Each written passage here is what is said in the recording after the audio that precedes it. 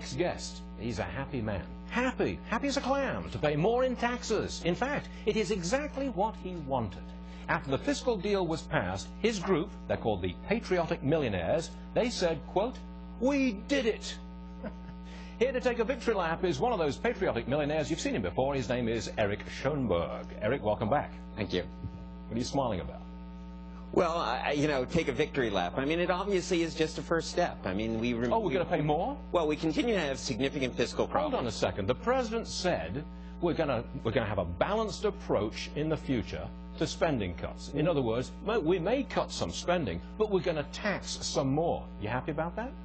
Well, look, even the Republicans have been in favor of tax reform. You happy about Our tax system needs significant change. Yes, but are you happy to pay even more on top of the increase that the fiscal cliff deal just delivered to us? I am perfectly willing to pay more above and beyond what has already been agreed to. That's you would do that? I would, yes. You're an academic, aren't you? I am. Professor at Columbia University? Correct. Adjunct professor? Correct. Why is it that all you professors, the academics of this world, why are you so liberal? Why?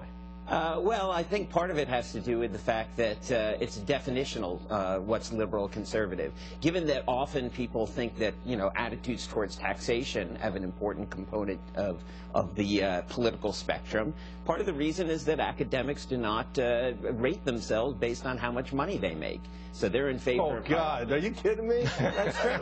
Nothing else outs inflation more than how much you professors make in college. You want to talk about $1 trillion in student loans, the biggest burden in this country that's one day going to implode, to pay professors whose salaries outpace inflation the way Secretary could beat me from here to the corner. And you guys don't care about money? Well, hold on a second. That's a fallacy. Come on. You're not going to get me to defend the university industrial complex. I agree, university educations are far too expensive, but the salary of the faculty is only a small portion of where that's going wrong. But here's to the point too.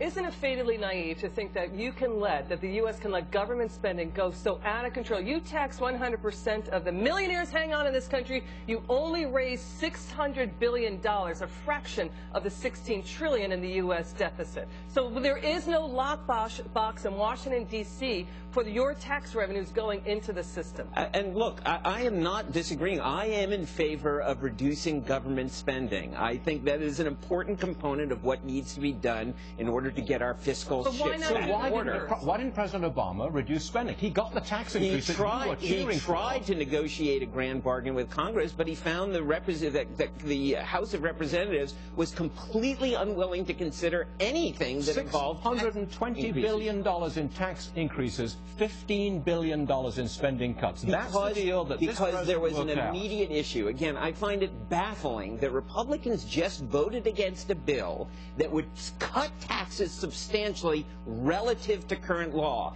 They were voting for allowing the Bush tax cuts, which Republicans passed, that only lasted for 10 years. They were voting to allow them to lapse. This is a remarkable thing for Republicans in Congress to do. So now the top rate on income tax is now 39.6%. Correct. That is just gone up from 35 to 39.6. You are happy about that? You're quite prepared to pay that rate? I am. And you said that you're quite prepared to pay even more? Yes. Right? How much more? Well, what I think should happen next is I think there should be a grand bargain that includes substantial spending cuts as well as reform of the tax system. How much more? How much more? How much more? How much more? But at what point again, do you object? it's not just a question of marginal rates. You talk about pork. You talk about pork, and I agree. I am not wildly enthusiastic. Professor, I'm insisting on a response. It's 39.6 now.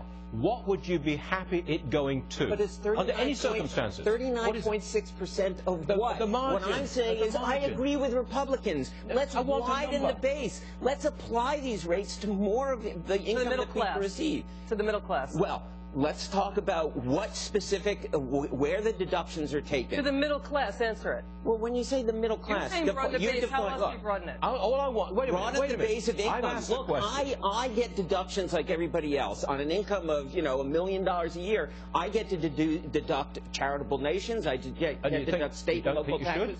You don't think you should? I don't think I should, no. I think we should absolutely get rid of all of these things. Let's go back to this point you just made. You're complaining about the pork in this bill. There is a lot of pork in this bill, but the pork is in the form of tax reductions, benefits for individual companies, for racetrack owners, for Sunkist. I want to get back to marginal income tax rates. Okay, forget about deductions and forget about spending cuts. Where would you be happy? What would the marginal rate go up to, and you would still be happy? 45%? Well, first of all, France, it's 75%. Would you go to 75%? Let's be clear. I think 39.6% is not a bad rate for marginal rate on earned income. But what about unearned income? What about capital gains? Can you give me a number? Yes or no? Can you do it? I am telling you that you can get substantial increased income without changing that marginal rate. I'm looking for a number, Professor, and I'm not getting it. Are you going to give it to me? Or is this over? No, I'm not. I don't even understand what the question is. Okay, I'll tell you. In France, the top marginal rate has gone to 75%. You approve? No, I don't think that. I think that's too high. 50%.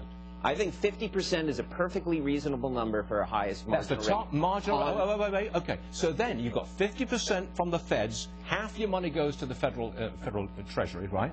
Then, if you live in New York City, you've got another what? 11, 12%. If you live in California, it's 13%. So, at that point, you live in a wealthy area, 63 cents on the dollar goes out of your pocket and goes to Washington or your state capital. And you're happy with that? I'd be okay with it. But I go back to my point, which is I'm not paying anywhere near those rates because my income comes from investments. On investments, the maximum rate is 20%.